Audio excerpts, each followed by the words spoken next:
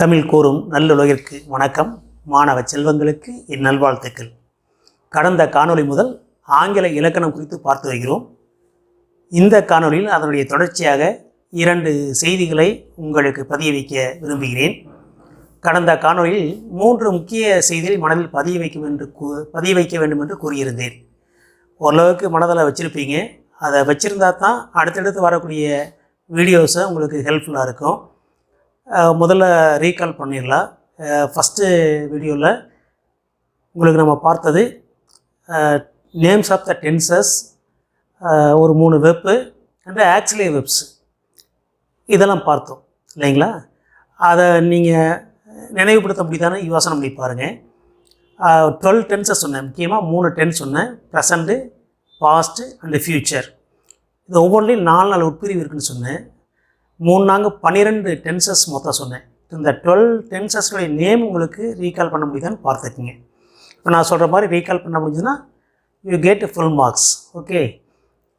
Simple present tense, present continuous, present perfect, present perfect continuous, simple past, past continuous, past perfect, past perfect continuous, simple future, future continuous, future perfect and future perfect continuous.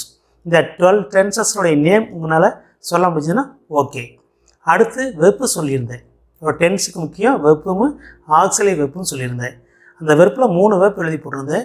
அந்த verb 4 பிரிவாக பிரிச்சிருந்தோம்: present, past, past participle and present participle சொல்லியிருந்தேன். அதில் first verb write. அதை 4 பிரிவாக சொல்லும்பொழுது write, wrote, written, writing. Second verb எழுதி போட்டிருந்தேன். ஈட்டுங்கிற வெப் எழுதி போட்டிருந்தேன். Eat, ate, eaten, eating. And last one go எழுதி போட்டிருந்தேன். Go, went, gone, going. So இந்த மெயின் வெப்பு இது எழுதி போட்டிருந்தேன். அடுத்தது ஆக்சிலரி வெப், அதாவது பி ஃபார்ம் வெப்ஸ்ன்னு சொல்லி முக்கியமாக ஒவ்வொரு டென்ஸ்லேயும் என்னென்ன பி ஃபார்ம் வெப்ஸ் வரும்னு சொல்லியிருந்தேன். உதாரணமாக ப்ரெசன்ட் டென்ஸில் ஆம், ஈஸ், ஆர், ஹாவ், ஹேஸ். அதே போல் பாஸ்ட் டென்ஸில் வாஸ், வெர், ஹேடு. அதில் ஃப்யூச்சரில் ஷல் அல்லது will, shall be, will be இதெல்லாம் சொல்லியிருந்தேன். இதெல்லாம் உங்களுக்கு நினைவுபடுத்த முடிஞ்சதுன்னா ஓகே. இப்போ அதனுடைய கண்டினியூட்டியாக இன்றைக்கி பார்க்க இருக்கிறது ஒரு 2 செய்தியை. First one is subject. இப்போ வெர்ப்பு முக்கியமோ, அடுத்தது சப்ஜெக்டு முக்கியமாக பார்க்குறோம்.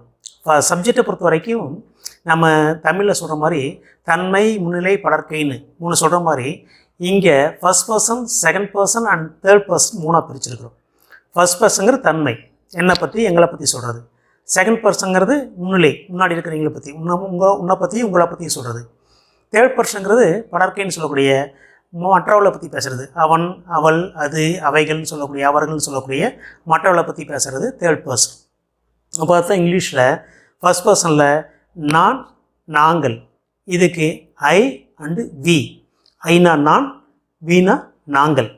அதில் செகண்ட் பர்சனில் நீ, நீங்கள். 2க்குமே யூ தான். சிங்குலருக்கு யூ தான், அதாவது நீக்கு யூ தான், நீங்களுக்கு யூ தான். அடுத்து தேர்ட் பர்சனில் he, she, it and they. ஹீனா அவன், ஷீனா அவள், இட்னா அது, தேனா அவர்கள்.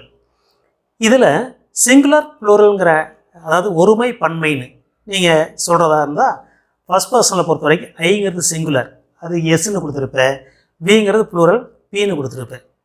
ஐ சிங்குலர், வி ப்ளூரல். அதே போல் செகண்ட் பர்சனில் யூங்கிறது சிங்குலரும் யூ தான், ப்ளூரலும் யூ தான். தேர்ட் பர்சனில் ஹீ, சி, இட் இந்த 3மே சிங்குலர்ஸ், தே மட்டும் ப்ளூரல்.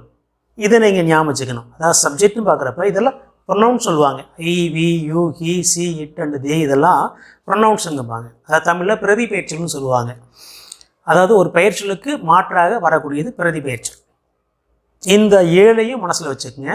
ஃபர்ஸ்ட் பர்சனில் எதுன்னு கேட்டால் ஐ அண்டு வி, செகண்ட் பர்சனில் யூ, தேர்ட் பர்சனில் he, she, it and they. இதை சிங்குலருங்கிறது ஐ, ப்ளூரல்ங்கிறது வி.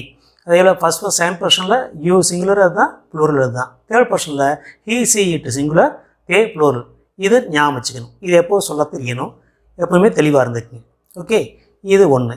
அடுத்த செகண்ட் ஒன், இந்த சென்டென்ஸ் பேட்டர்ன். டென்ஸ் தெரிஞ்சுக்கிறதுக்கு முன்னாடி அந்த சென்டென்ஸ் பேட்டர்னை உங்களுக்கு நான் கற்றுத்தர ஆசைப்பட்றேன். சென்டென்ஸ் பேட்டர்னுங்கிறது ஒரு ஷார்ட்கட் ஆட்டை. ஒவ்வொரு டென்ஸ்லேயும் அது என்ன பேட்டர்னில் அமைஞ்சிருக்குங்கிறத உங்களால் சொல்ல முடியும். உதாரணமாக சென்டென்ஸ் சிம்பிள் ப்ரெசண்ட்.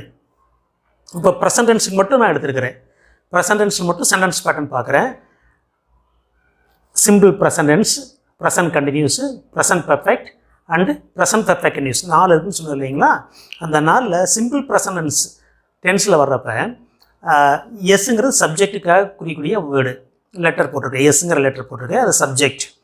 ப்ளஸ்ஸு வீனா வெர்ப்பு. எஸ் ப்ளஸ் வீன்னு சொல்லுவாங்க, மெயின் வெர்ப்பு. இப்போ வெர்ப்பு சொன்ன இல்லைங்களா, ரைட்டுங்கிற வெர்ப்பு, அதான் மெயின் வெர்ப்புங்கிறது. ரைட், ரோட், ரிட்டன், ரைட்டிங் சொன்ன இல்லைங்களா, அது அந்த சப்ஜெக்ட் ப்ளஸ் வெர்ப்புங்கள ப்ரெசண்ட் வெர்ப்பு தான் போடணும். இதை ப்ரெசன்ட் வெர்ப்புங்கிற இடத்துல ப்ரெசன்ட் வெர்ப்பு தான் ஃபஸ்ட்டில் வரக்கூடிய ஒன்று. இதை வந்து நீங்கள் V1ன்னு வச்சுக்கலாம். V1 subject plus வெர்ப்பு. அந்த வெர்ப்போட சில நேரங்களில் எஸ் அல்லது இஎஸ் சேர்ந்து வரும். சப்ஜெக்ட்டு பேட்டர்னை பொறுத்த வரைக்கும் சப்ஜெக்ட்டு ப்ளஸ் வெர்ப்பு வரும், அல்லது அந்த வெர்ப்போட எஸ்ஓ அல்லது இஎஸ்ஓ சேர்ந்து வரும். இப்போ உதாரணமாக ரைட்டுன்னு இருந்தால் எஸ் சேர்ந்து ரைட்ஸ்னு வரும். இப்போ கோன்னு இருந்ததுன்னா இஎஸ் சேர்ந்து கோஸ்னு வரும். இது போல் வெர்ப்பில் எஸ்ஓ அல்லது இஎஸ்ஓ சேர்ந்து வரும். அதுதான் பேட்டர்ன். சிம்பிள் ப்ரெசன்ட்டில் சப்ஜெக்ட் இருக்குது, அடுத்தது அந்த வெர்ப் மட்டும் இருக்குது. வெர்ப்புங்கிறது first one verb, present verb மட்டும் இருக்குது. இது ப்ரெசன்ட் V1ங்கிறது ப்ரெசன்ட் வெர்ப்பு ஞாபகம் வச்சுக்கோங்க. ஓகே, இதுதான் பேட்டர்ன். இதை எப்போ மனசில் வச்சுக்கோங்க. சப்ஜெக்ட் ப்ளஸ் வெர்ப்பு, அந்த வெர்ப்பில் எஸ் அல்லது இஎஸ் சேர்ந்து வரும். எப்போ எஸ் அல்லது இஎஸ் சேர்ந்துங்கிறது நான் டென்ஸ் நடத்துகிறப்ப உங்களுக்கு கிளியராக சொல்லிடுறேன். இப்போ பேட்டர்ன் மட்டும் மனசில் வச்சுக்கோங்க. அதேபோல் ப்ரெசன்ட் கண்டினியூஸ்க்குரிய பேட்டர்ன் என்ன கேட்டால் சப்ஜெக்ட்டு ப்ளஸ்ஸு அந்த ஆம் அல்லது ஈஸ் அல்லது ஆர். ஆக்சுவலி வெர்ப் சொல்லியிருந்த ஞாபகம் இருக்குங்களா? ப்ரெசன்ட் டென்ஸுக்கு ஆம், ஈஸ், ஆர், ஹேவ், கேசல் அவர்னு சொல்லியிருந்தோம் இல்லைங்களா? அதில் சப்ஜெக்ட்டுக்கு அடுத்ததாக ஆமோ, ஈஸோ அல்லது ஆரோ போட்டு ப்ளஸ்ஸு ப்ரெசன்ட் பார்ட்டிசிபிள் வெர்ப்பு வரணும். ப்ரெசன்ட் பார்ட்டிசிபிள் வெர்ப்புங்கிறது 4ஆவதாக வர்றது. இப்போ ரைட்னு எடுத்துகிட்டா ரைட்டு, ரோட்டு, ரிட்டன், ரைட்டிங். அந்த 4ஆவதாக வர்றது தான் ப்ரெசன்ட் பார்ட்டிசிபிள் வெர்ப்புமாங்க. இதை வந்து V4ன்னு வச்சுக்கலாங்களா? V4ன்னு வச்சுக்கலாம். V4 அதாவது ப்ரெசண்ட்டுங்கிறது V1 வச்சுக்கோங்க, பாஸ்ட்டுங்கிறது V2, past participle V3 and present participle V4 ஒரு அடையாளத்துக்காக வச்சுக்கலாம். V4ங்கிற வெர்ப்பை இந்த இடத்துல பயன்படுத்துங்க. இது ப்ரெசன்ட் கண்டினியூஸில் சப்ஜெக்டோட ஆமோ அல்லது ஈஸோ அல்லது ஆரோ இந்த 3ல் எது ஒன்று வரும், அந்த சப்ஜெக்ட்டுக்கு தகுந்த மாதிரி. அது இதை மனசில் வச்சுக்கோங்க. சென்டென்ஸ் வர்றப்போ உங்களுக்கு இதை பற்றி இன்னும் கொஞ்சம் கிளியர் உங்களுக்கு கிடைக்கும். இந்த பேட்டர்ன் மட்டும் சப்ஜெக்ட்டு ப்ளஸ்ஸு ஆம் அல்லது ஈஸ் அல்லது ஆர் போட்டு அதோட ப்ரெசன்ட் பார்ட்டிசிபிள் வெர்ப்பு போட்டுக்கணும். இதுதான் பேட்டர்ன்.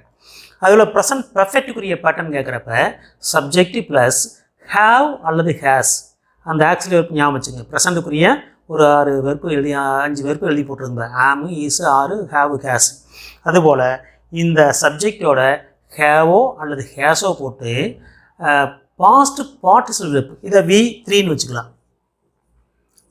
V3 வெர்ப்பு பாஸ்ட் பார்ட்டிசிபிள் வெர்ப்பாக நீங்கள் வச்சுக்கணும். அதாவது சப்ஜெக்ட்டு ப்ளஸ்ஸு ஹேவ் அல்லது ஹேஸ். அந்த சப்ஜெக்ட்டுக்கு தகுந்த மாதிரி எந்த இடத்துல ஹேவ் எந்த இடத்துல ஹேஸ்ன்னு நான் சொல்லிடுறேன். ப்ளஸ் அதோட பாஸ்ட் பார்ட்டிசிபிள் வெர்ப்பு நீங்கள் அதில் ஆட் பண்ணிக்கணும். இதை V3 வெர்ப்புன்னு வச்சுக்கோங்க. அடுத்து லாஸ்ட்டாக present perfect continuous tense. Present perfect கண்டினியூஸில் அந்த பேட்டர்ன் பார்க்குறப்ப சப்ஜெக்ட்டு ப்ளஸ்ஸு ஹாவ் பீன் அல்லது ஹேஸ் பீன். அந்த ஆக்சுவலி வெர்ப் சொன்னாங்களா, am, is, are, have, has. அதோட ஹேவ் பீன் அல்லது ஹேஸ் பீன் அந்த பீன்கிற வார்த்தையை சேர்த்திக்கங்க. ஹேவ் பீன் அல்லது ஹேஸ் பீன் போட்டு அதோட ப்ரெசன்ட் பார்ட்டிசிபிள் வெர்ப்பு அதாவது V4 வெர்ப்பு. ப்ரெசன்ட் பார்ட்டிசிபிள்னால் V4 வெர்ப்புன்னு சொல்லிக்கிறேன். ப்ரெசன்ட் பார்ட்டிசிபிள் வெர்ப்பு பயன்படுத்திக்கணும். இதுதான் பேட்டர்னுங்க. அதான் ப்ரெசன்ட்ஸ்க்குரிய பேட்டர்ன் இது. இதை ஞாபகம் வச்சுக்கோங்க. சப்ஜெக்ட்ஸை பொறுத்த வரைக்கும் 7 சப்ஜெக்ட் சொல்லிக்கிறேன். ஃபர்ஸ்ட் பர்சனில் I and V, செகண்ட் பர்சனில் யூ, தேர்ட் பர்சனில் he, she, it and they. இதை ஞாபகம் வச்சுக்கோங்க. அந்த சிங்குலர் ப்ளூரல் ஞாபகம் வச்சுக்கோங்க. நெக்ஸ்ட் ஒன், இந்த சென்டென்ஸ் பேட்டர்னை பொறுத்த வரைக்கும் ப்ரெசன்ட் டென்ஸுக்கு மட்டும் இப்போ நான் சொல்லியிருக்கிறேன். ப்ரெசன்ட் டென்ஸை பொறுத்த வரைக்கும் சிம்பிள் ப்ரெசன்ட் டென்ஸுக்கு சப்ஜெக்ட் ப்ளஸ் மெயின் வெர்ப்பு, அதாவது வெர்ப் 1ன்னு வச்சுக்கலாம், V1ன்னு வச்சுக்கலாம் மெயின் வெர்ப்பை. அந்த மெயின் வெர்ப்போட எஸ்ஓ அல்லது இஎஸ்ஓ சேர்ந்து வரும். இந்த 2 வகை இருக்குது. சப்ஜெக்டோட மெயின் வெர்ப்பு அல்லது மெயின் வெர்ப்போட எஸ்ஓ அல்லது இஎஸ்ஓ சேர்ந்து வரணும். இதுதான் பேட்டர்ன். இவ்வளோ மட்டும் தான் சிம்பிள் ப்ரெசன்ஸுக்குரிய பேட்டர்ன். அதில் ப்ரெசன்ட் கண்டினியூஸ் எடுத்துட்டிங்கன்னா சப்ஜெக்ட் ப்ளஸ்ஸு ஆமோ, ஈஸோ, ஆரோ போட்டு ப்ளஸ்ஸு ப்ரெசன்ட் பார்ட்டிசிபிள் வெர்ப்பு அதாவது V4 வெர்ப்புன்னு சொல்லலாம். ஆம், ஈஸ் அல்லது ஆர் இதோட ப்ரெசன்ட் பார்ட்டிசிபிள் வெர்ப்பு. அடுத்து ப்ரெசன்ட் பர்ஃபெக்டை பொறுத்தவரை சப்ஜெக்டோட ஹேவ் அல்லது ஹேஸ் போட்டு பாஸ்ட் பார்ஷியல் வெர்ப் V3 வெர்ப்னு சொல்லக்கூடியது. அடுத்து ப்ரெசன்ட் பர்ஃபெக்ட் கண்டினியூஸை பொறுத்த வரைக்கும் சப்ஜெக்ட் ப்ளஸ் ஹாவ் பீன் அல்லது ஹேஸ் பீன் போட்டு ப்ரெசன்ட் பார்ஷியல் வெர்ப் வச்சுக்கணும். இது V4 வெர்ப். ஓகே, இந்த பேட்டர்ன் ஞாபகம் வச்சுக்கோங்க. இன்றைக்கி இந்த காணொலியில் நீங்கள் மனசில் பதிவு பண்ண வேண்டிய செய்தி இந்த 2 தான். சப்ஜெக்டினுடைய அந்த 7 வருஷம் அது ஃபஸ்ட் பர்சனும் செகண்ட் பர்சனும் தேர்ட் பர்சனும் தெரிஞ்சுக்கணும். அதே போல் சென்டென்ஸ் பேட்டர்ன் இதை முழுமையாக தெரிஞ்சுக்கணும். ஓகே, இது ஃபஸ்ட்டு வீடியோவில் சொன்ன அந்த name of the tenses verb actual verb மனசில் வச்சுக்கோங்க. அதோட இந்த 2 செய்தியும் மனசில் வச்சுக்கோங்க. இதனுடைய கண்டினியூட்டியை அடுத்த வீடியோவில் பார்க்கலாம். இப்போ சொல்கிறதெல்லாம் நீங்கள் மனசில் வச்சுக்கணும், ப்ராக்டிஸ் பண்ணிகிட்டு இருக்கணும். ஏன்னா நம்முடைய அப்துல் கலாம் ஏபிஜே அப்துல் கலாம் அவர்கள் சொல்லியிருக்காரு, excellence is not an accident, it is a continuous ப்ராசஸ்ன்னு சொல்லியிருப்பார். அதாவது ஒரு செய்தியில் முழுமையடைதல் மேதாமை ஆகுதல் என்பது it is not an accident. இது ஒரு திடீர்னு வரக்கூடிய விபத்து போன்றது அல்ல. திடீர்னு எனக்கு நாலேஜ் வந்துருச்சு, நான் எக்ஸலண்ட்டாக இருக்கிறேன் அப்படின்னு சொல்ல முடியாது. It is a continuous process. இது ஒரு தொடர் முயற்சியால் பெறக்கூடிய ஒரு செய்தி. எனவே நீங்கள் ப்ராக்டிஸ் பண்ணிகிட்டே இருக்கணும். இதை உள்வாங்கி வச்சுக்கணும், மீண்டும் நினைவுபடுத்தணும். ப்ராக்டிஸ் பண்ணிகிட்டே இருந்தால் it gives you excellence. Okay, thank you children.